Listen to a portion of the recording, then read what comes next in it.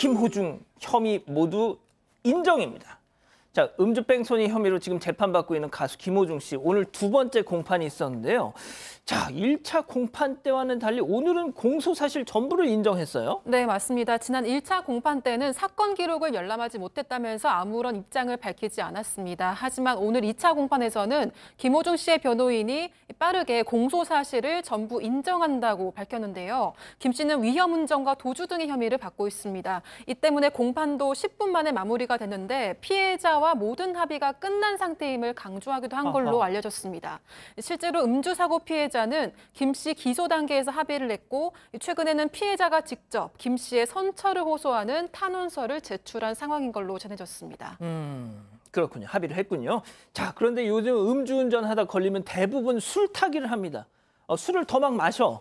자, 이른바 김호중 학습 효과죠. 정말 지대한 악영향을 끼치고 있는데 자, 김호중 방지법을 지금 22대 국회 시작하고 나서 많은 의원들이 이렇게 발의를 하고 있다고 하는데 일부 김호중 씨 팬들이 또 무슨 일을 한다고요? 네, 낙선 운동하겠답니다. 이 국회의원들을 상대로 해서. 김호중 방지법을 발의하는 의원들 네. 향해서. 자, 김호중 방지법이라는 게 다른 게 아니라 지금 얘기한 것처럼 일부러 음주 단속을 피하기 위해서 술을 더 먹는 경우에 이거를 음주운전 거부죄와 마찬가지로 5년 이하 징역에 처하겠다라는 법안입니다. 근데 그거를 사실 도로교통법인데 김호중 방지법이라고 이름을 그렇게 붙일 뿐이잖아요. 근데 왜 김호중의 이름을 거기다 붙였냐라고 하면서 막 항의 전하고 문자하고 낙선 운동을 하겠다, 탄핵하겠다 이런 말을 하고 있는 겁니다. 심지어 이제 국회에 입법의결 게시판에조차도 왜 법안에 특정한 사람 이름을 붙이냐, 이거 지나치다, 통과 반대한다 이런 의견들이 쏟아지고 있는 상황인데요.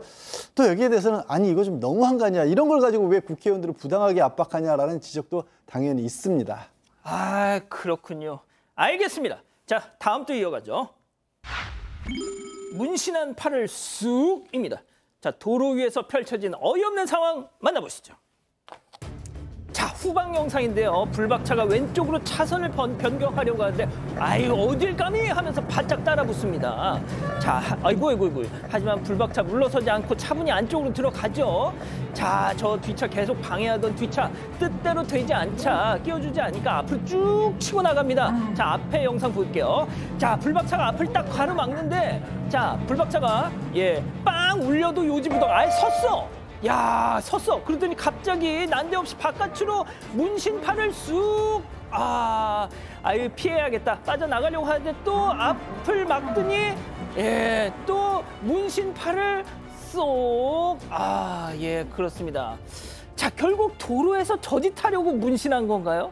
그리고 요즘 이레즈미 문신 팔토시 있어가지고 저거 직접 자기 살인지 토시인지 벗겨봐야 됩니다. 저도 한 번씩 이렇게 할 때가 있거든요. 가짜가 있습니다. 가짜 문신. 박 변호사님이 토시를 입는다고요? 그냥 뭐 이렇게 좀 덥고 이럴 때 그럴 때 할 수 있기 때문에 그렇기 때문에 저게 진짜 문신인지 확인도 좀 해야 되는데 사실 지금 좀 끼워주지 않겠다 이렇게 좀 하다 보니까 그 와중에 앞으로 갔고 문신을 보여주면서 약간 위협하는 모습이 좀 있었습니다. 그리고 못 가게 하는 모습까지 저게 동부간선도로에 있었던 일인데 문제는 이게 범죄가 될 수 있느냐 이 부분인데 네.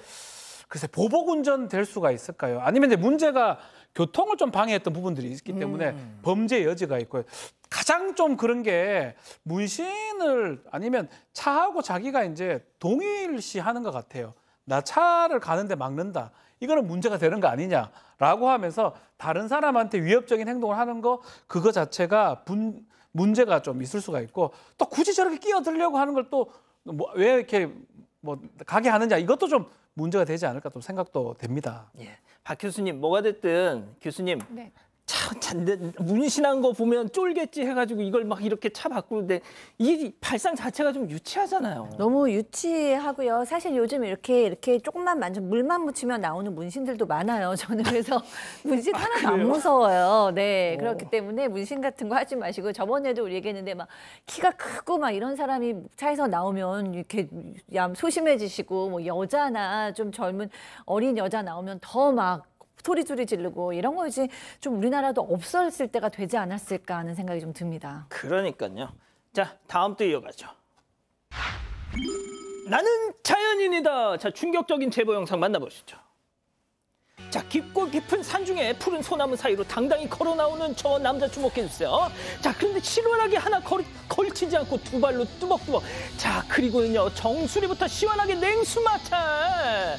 아, 시원하다. 자, 뜨겁게 달궈진 저 바위에 앉아서 수건으로 머리를 탈탈. 나는 자연인이다.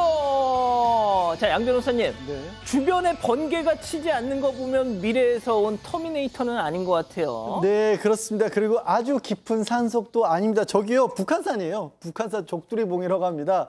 이거 제보해 주신 분이 지난주 주말 새벽에 아드님하고 함께 북한산 족두리봉에 이제 새벽에 등산을 가셨다가 길이 오래 걸리지 않으니까 오전 7시 30분쯤 내려오는데 저 맞은편 산에 저것이 사람인지 짐승인지 뭔지 모를 것이 왔다 갔다 해서 그 아들한테 그 휴대전화 카메라 좀 확대 한번 해봐라 라고 했더니 아이고. 저런 장면이 찍혔던 겁니다. 아, 이게 너무 아니 산 중턱이고 저기 등산로도 아니고 탐방로도 아닌데 저기를 어떻게 들어갔나 싶을 정도의 상황이었는데 벼루가 어제 또 산행길에 같은 곳에 같은 시간에서 또 있었다라는 거예요. 진짜요? 마찬가지로 옷 입고 뭐 물도 뿌리고 물병에 물로 담아서 마시기도 하고 이 제보자분은 이 본 눈이 원망스러우실 지경이죠. 사실은 이거 안 본는 사고 싶다 이런 그런 말씀을 주실 정도 상황이고 무엇보다 저기 탐방로도 아닌데 저기 어떻게 들어간 건지 저기 문제는 없는 건지 정말 의아할 따름이라고 하십니다.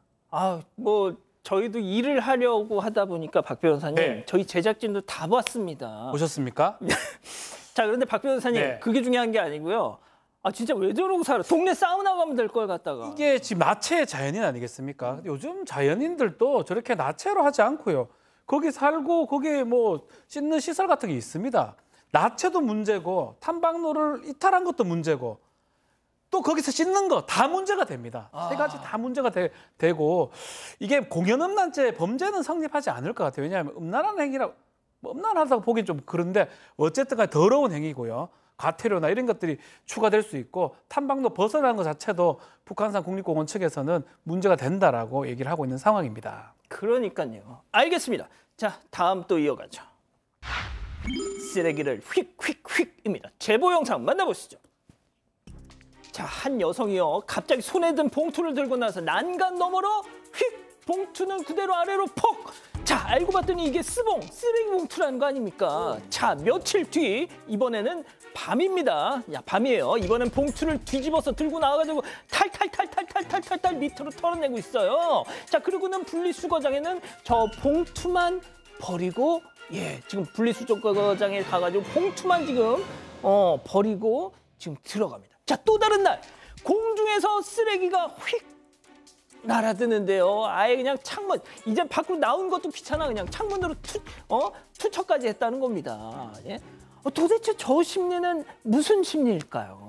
네, 그 제보하신 분은 수원시에서 한 빌딩 주차장을 관리하시는 분이십니다. 근데 어느 순간부터 저 아래가 보면 주차장이잖아요. 주차장에 막 음식물 쓰레기도 버려져 있고 온갖 쓰레기가 다 버려져 있는 거예요. 그래서 이분께서 CCTV를 그때 이제 설치를 하셨대요.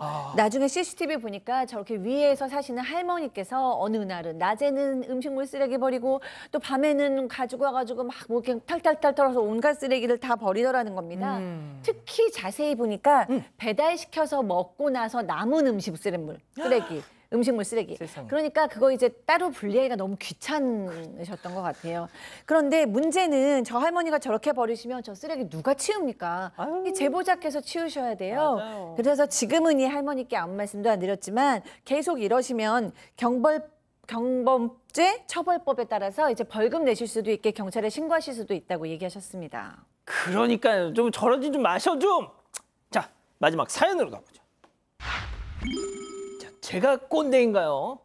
자, 집단지성의 판단을 받아보고 싶으시다면서 카톡을 주셨네요. 네, 남편 생일에 카톡으로 선물을 보낸 이 아들 부부에게 서운하다는 시어머니의 사연입니다.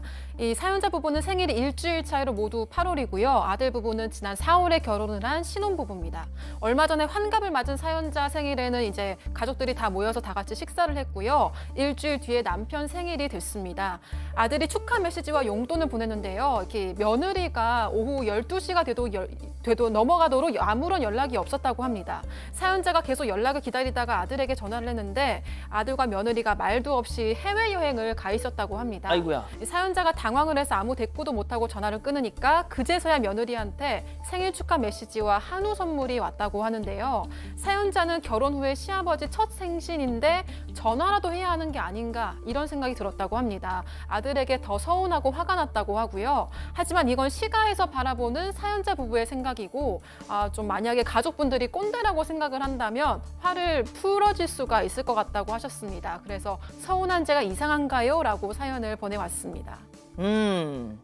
자, 모르겠습니다. 자, 약간 세대 간에 좀 생각이 다른 부분이 있을 수도 있는 그런 정말 뜨거운 사연일 것 같아요. 자, 기다리고 기다리셨던 부처 핸즈업 타임 6천여 분의 가족 여러분들 함께하고 계신데요. 채팅창에 OX로 함께 참여해 보시죠. 먼저 사연자 엄마, 시어머니입니다. 지훈아, 이 무심한 놈아, 너 색시품이 그렇게도 좋더냐? 아버지 생신에 너들 부부 여행 간다고 하면 아무렴 내가 가지 말라고 했겠니? 엄마 아빠 알기를 뭘로 알길래? 몰래 일본 여행 갔다가 들키니까 까똑으로 생신 인사를 해. 너도 한심한 놈이지만 지 서방이 그러면 다해 걔라도 제대로 했어야지. 아주 그냥 부창부수 따르고 부창부수가 따로 없어. 아유, 내가 저런 놈 낳고 미역국을 먹었으니 원통하다. 동그라미. 이 구도 제가 제일 좋아하는 구도. 좋아요. 들어보세요. 다음 아들입니다. 아유, 참말 우리 박상희 여사 또 오버한다 또. 아니, 일주일 전에 엄마 회가변이어서 다 같이 가족들끼리 했잖아. 아니, 그리고 다혜랑 나랑 결혼하고 처음으로 연휴라서 맘먹고 일본 좀 왔는데 그거 좀 못 본 척 해주시면 되지. 뭐가 또 그냥 부창부수에 미역국 타령. 우리가 뭐 까먹기를 했어? 참나. 그리고 엄마 다혜한테 뭐라고 하지 마. 다혜는 여행 미루자고 했는데 내가 가자고 한 거야, X. 박 변호사님 궁금합니다. 이게 사실은 전화하는 게 맞는데 외국에 간 거잖아요. 아마 당일 전화하기가 조금 어려운 측면이 좀 있었지 않나. 뭐 이제 사실은 좀 젊은 사람들은 문자 메시지하고 뭐 이런 거 하고 전화 목소리하고 동일시하는 개념이 있습니다. 그래서 세대 차이 같은 게 좀 있는 게 아닌가 좀 생각이 좀 들고, 다만 다음에는 이렇게 하면 안 되겠죠. 다음에는 좀 더 비싼 선물 드리고요. 진짜? 목소리로 축하해요 이렇게 꼭 그렇게 하라고 하면 될 것 같아요. 너무 화낼 필요는 없습니다. 잘 몰라서 그랬다고 저는 봅니다. 그렇군요. 자, 백다희 아나운서 일단 본인 의견부터. 저는 서운해하시는 마음도 이해가 가고 제가 며느리라면 이렇게 안 했을 것 같아요. 어떻게 했는데 그럼? 저는 해외여행 일정이 있으면은 미리 다 같이 좀 성대하게 합쳐서 하고 또 올 때 면세점에서 선물을 사왔을 것 같습니다. 근데 이제 사실 며느리 연락이 언제 오나 기다리셨다고 하는 부분에서 조금 숨이 막혔고요. 그리고 만약에 첫 생일을 잘 챙겼다고 해도 두 번째 생일 또 다음째 생일에 또 다른 이유로 조금 비교가 됐을 것 같아요. 그래서 뭐든지 당연한 거는 없다고 생각을 하시고 좀 지내시는 게 서로 건강한 관계가 되지 않을까라는 생각이 들었습니다. 그러니까 말은 길었지만 많았지만 결론은 꼰대 맞다, 시어머니. 자, 우리 교수님. 네. 물론 지금 이제 어르신들과 뭐 30대 생각이 다를 수는 있는데, 제가 생각했을 때 생각의 다른 한계는 연휴나 부모님 생신쯤에 해외에 갈 수는 있다까지가 생각의 한계라고 생각해요. 대신에 해외를 갈 수 있지만 미리 말씀을 드려야 되는 거죠. 저희가 생신이신데 그때 연휴가 그때밖에 없어서 그날 여행을 가게 됐는데 괜찮을까요? 한번 여쭤보고, 너무 죄송하니까 앞뒤로 따로 날짜를 잡아서 아버님 생신을 다시 하겠습니다. 어머님 생신을 하겠습니다. 이렇게 말씀을 드리고, 또 당일에는 이렇게 문자로 선물하게 띡 한우 보낼 일은 아니죠. 지금 결혼 후 첫 생신인데 당연히 전화로 생신 축하합니다라고 얘기를 해야 되는 거죠. 그래서 이거는 세대 차이의 문제가 아니고요. 배려의 문제인 것 같습니다. 저는 양 변호사님이 어르신들 편을 들 줄은 몰랐습니다. 저 어르신들 편 많이 드는데 왜 그러십니까? 아니 진짜 저는 참 이해가 안 가는 게, 어디로 가는지 모르겠으나 이 부부가 좀 눈치를 보다가 고민을 했던 것 같아요. 그냥 넘어가 주지 않을까? 일주일 전에 봤으니까. 그리고 연락을 해야 되는지 말아야 되는지 망설이다가 에이 그냥 넘어갔으면 좋겠다, 넘어갔으면 하면 좋겠다, 들킨 거예요. 전화가 왔어. 사실 해외에 가도 전화 거는 거 받았다는 얘기는 전화 거는 것조차도 힘들지 않았는데, 괜히 이제 자기들끼리 아버지 생신인데 첫 연휴라고 여행 가다 보니까 그냥 좀 넘어가고 싶었을 것 같은데, 부모님 마음은 그렇게 쉽게 안 넘어가잖아요. 그리고 이 아까 박 소장이 얘기한 것처럼 저도 여러 가지 다 이해하지만 아주 기본적인 것들 이거 정도 저 선물 없어도 돼. 뭐 용돈 없어도 돼.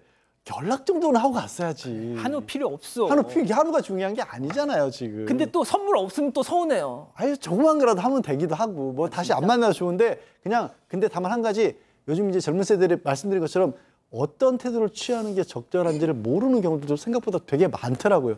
이거는 솔직히 부모님도 잘못하신 겁니다. 자, 그런데 우리 가족 여러분들 정말 많은 말씀 주시네요. 네, 이지수님 용돈 보내면 된 거 아닌가요? 라고 하셨고요. 카랑코행님 생일 챙겨주면 고맙고 자식에게 바라지 않는 게 서로 좋지 않을까요? 라고 하셨습니다. 아이쿵님 좀 서운할 수도 있을 것 같습니다. 전화라도 먼저 하지요? 라고 하셨고요. 성이름님 카톡은 좀 그렇네요. 라고 하셨습니다. 그렇군요.